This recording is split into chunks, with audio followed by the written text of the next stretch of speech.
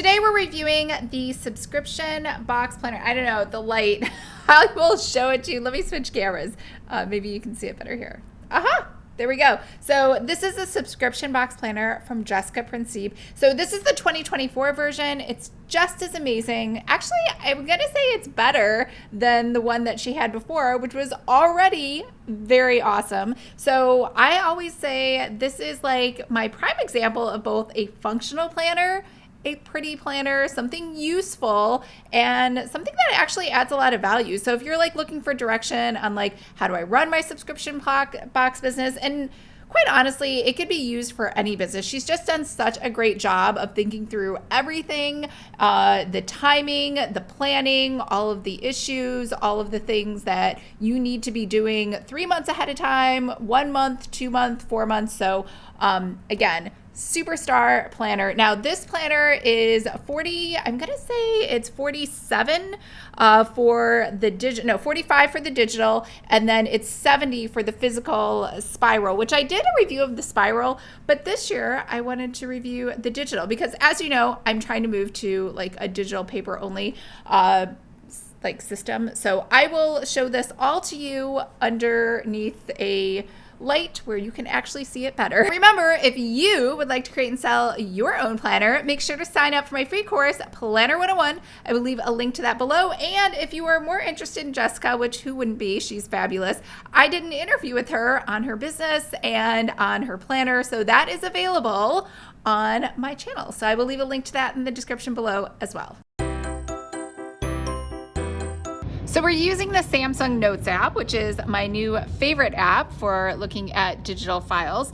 So just like any good digital file, these are all clickable tabs. So once you're in reading mode, I can hop over to April, I can hop to July, I can hop to September and December and everything else. So works just like you would expect. So let's just hop back up to actually the very top because there's some really good information right here in the front. So same cover as last year. And then we have a nice little note from them. And then we have the year at a glance. And I always love when people put the weekends in a different color. It just helps when you look at things really quickly. And then of course, national holidays. And these aren't just national holidays. Usually it's mostly like, what would you take for a holiday, like a work vacation? And these are holidays that you can think of for little promos. Dress up your pet day, no housework day, geeky pride day. So I really love that. I like the little emojis that they were able to fit in. And then other holidays that you recognize. Over here we have subscriber tracker. So these are in reverse chronological order. So we go from 4, 3, 2, and 1. And then over here, and this could be like a little thermometer where you could kind of, I believe, I could be wrong, but where you could kind of like paint it in as you go up. And that's why the goals go up instead of down. Over here, we have the product idea bank. So things that you are thinking of. So maybe you're thinking of a card deck and you're also thinking of stickers. Now, remember, I write really big. So I really like the idea of being able to make this bigger so then I could write things a little differently. So maybe pens is another idea. Another one is bookmarks. And then t-shirts. And it doesn't matter how big I write because I can now size this right back and it looks completely legible. And then a nice little checkbox here for you to think about the prices. Over here we have themes. So again, I'm actually just picking products at random, but it might be better to have a theme. So maybe like for this month, I would have pumpkin spice latte. And maybe next month for Thanksgiving, I would have gratitude. Again, there's my big handwriting. And then for December, maybe I'd have the Hallmark Channel as my theme. Because let's be real, that's all I do in December. And then your sub blocks at a glance. So now you can talk about each of your themes for each of the month. So we could say a refresh.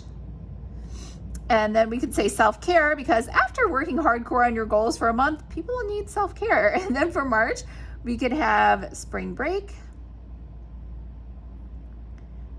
And again, I love the paper. I love paper planners, but I really like this because I'm always changing my mind so much. So maybe I don't really want to do that. And so I just want to delete all of those things. And it makes it really easy to do that with the digital planner. So we go through all 12 months, and then we have the monthly rhythm cheat sheet. So this is basically her recommendation on the things you need to do for the open date, the close date, the shipping date, renewal date.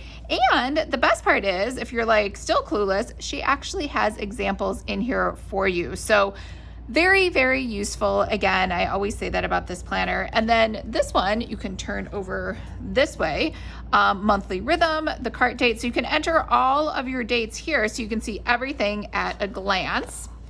And let's go back here. I accidentally turned that off. My screensaver is kitties. All right, so then we move on to big picture goals for 2024. So here's your subscribers, your revenue goal, financials, fulfillment, organization, product development, subscriber experience, tech setup, marketing, personal growth. So all these big things. Honestly, I think this would work for a monthly membership too. Mindset matters, 100 affirmations. I feel optimistic. I trust the choices I make. So these are all really great. So over here, I could switch the highlighter and I could just highlight the ones that I really, really like. All right, so now we have January. So now we get into the rinse and repeat cycle. So we have an affirmation that you could write. And again, she already gave you a whole list of affirmations, so you don't even have to work that hard. She's already dated the calendar out for you, and she has reminded you to do your month in review. And then add important dates, so anything that you need to do to this calendar, and then your monthly plan. So over here, we have, again, your subscriber goals, your monthly projection, revenue goals. So in theory, if you had your revenue goals for the year, you could just divide that by 12. Or maybe your business is more seasonal and January is a big month for you. And then your big 3 for the month, what you want to learn, your marketing plan. To make this happen, I need to do blah, blah, blah. Other marketing ideas. And then she has pro tips. I always really, really like this section because it just kind of shows like, hey, I understand what's going on. I know this business and I can help you to make yours better. Social media planner, because who doesn't need marketing? So again, she's helping you to think about everything you need to do. Content planner. And then over here, your theme for the month. And then again, helping you price out all the products that go in those boxes, and the pre-shipping checklist, January in review, and the end of month checklist. And again, everything, like, you don't even have to really know how to run a business. Like, she just tells you what to do. So, and I'm obviously exaggerating, but not a lot, because these are things, even me as a business owner who's been in business for many years, I'm like, oh, that's such a good one. Like, so what was your churn rate each month? I don't know. I'm not sure. Each quarter, I should know this because I have like members, right? All right, so now we're moving on to February. So now we're going to see the rinse and repeat. Now what she does do, so this is a different quote. So let's go back to the reading. So if we hop over to January, it says, start where you are, use what you have, do what you can. And if we jump to March, we'll see it says, you totally can. May, repeat after me, I'm creating the life of my dreams. So she's like throwing in some different affirmations into there. So when we jump over into February, we have that same thing. We have the whole month. And then over here, we have your monthly plan. We have your marketing, we have your social media, we have your content, your theme, all the things you want to put inside your box, your pre-shipping checklist, your month in review, your reflection, and this is the best part, Q2 is coming soon. So we're now at the end of February. Q2 doesn't start until April over here, but she's also already telling you, hey, it's time to start thinking about Q2. So she's not telling you like, right when most of the planners out there will tell you on March 31st, hey, Q2, and you're like, oh my God, it's here. And so I really like the fact that it's early. So she has a quarterly prep checklist, quarterly marketing. She has already added dates for you to think about right here. So some holidays, some biggies, some things that you can do promos on, and then we jump into March. And so it kind of runs the same exact way inside of March. You got marketing, social media, you got content, your box, your shipping checklist, your month in review, your reflection, and then we jump into April. Now remember, we don't have to do a Q2 because she's already told you. So in theory, what's going to happen is after April, she's also going to tell you about Q3. So let's go ahead and see if that happened. Oh, it did not happen. Oh, wait, am I thinking about the months wrong? No, it'll be after May. Just kidding. So after May, she will tell you to do Q3. So here we go. Q3. Clearly, I'm not good at calendars, and it's a good thing. I totally would need this planner. And again, she has those promo dates over here. So if we jump ahead 3 months, because that's the time frame for Q4, that would be August. So at the end of August, we should see Q4 planning. How great is that? And then if we jump ahead 3 more months to November, at the end of November, we should see,